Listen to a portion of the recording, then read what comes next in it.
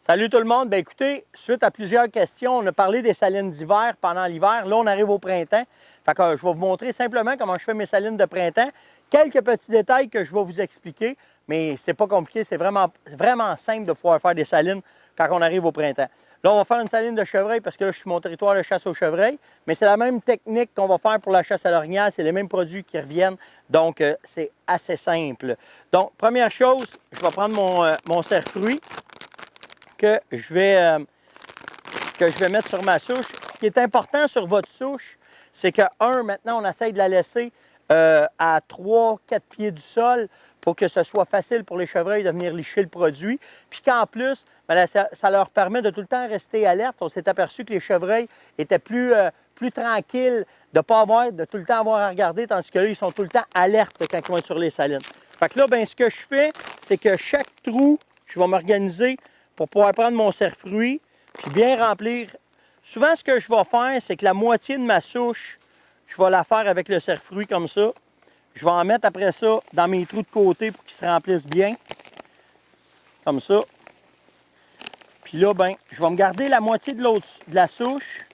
Le reste, ben, va aller se coller directement sur le bois. Après ça, je vais prendre mon minéraux, la même affaire.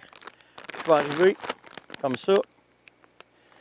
Je vais venir me prendre l'autre moitié de ma souche que je vais bien remplir mes trous. Être certain que mes trous vont tous bien se remplir de mes minéraux. Puis après ça, ben, j'ai d'autres trous qui sont là. Puis que là, je vais bien remplir ma souche. OK? Après ça, ben, je laisse aller mes minéraux en entour. Fait que là, j'en ai un bout de fait. Ensuite, ben, ça, je vais attendre. Mon souche, je vais attendre à la fin. Ce que je vais faire, c'est qu'après ça, je vais prendre mon jam aux pommes. Puis, comment je vais l'ajouter, c'est simplement, je vais le mettre sur ma souche. Là, elle, vu qu'elle a un angle, bien, je vais en profiter de cet angle-là pour que, justement, ça aille tout sur un côté, qu'en avant, ça se remplisse bien comme il faut, comme ça. Puis, après ça, ce que je fais, c'est que, t'es-tu capable de zoomer out un peu, gars? Puis là, bien, ce que je vais faire, c'est que partout où est-ce que je pense que le chevreuil va arriver, bien, je vais en mettre au sol. Simplement pour que quand il va arriver, il va se mettre les pattes dedans, ça va garder des odeurs. Ces odeurs-là sur ses pattes, ça va faire des lignes d'odeur naturelle, puis ça va attirer les autres chevreuils dans le coin. Après ça, ben, j'ai mon urine de sécurité, mon saline plus, que je mets en entour. Puis après ça, quand j'arrive avec mon souffle, bien là, le souffle, lui, je vais le mettre, mais je vais le mettre au sol vraiment, en entour de la souche, mais pas sur la souche.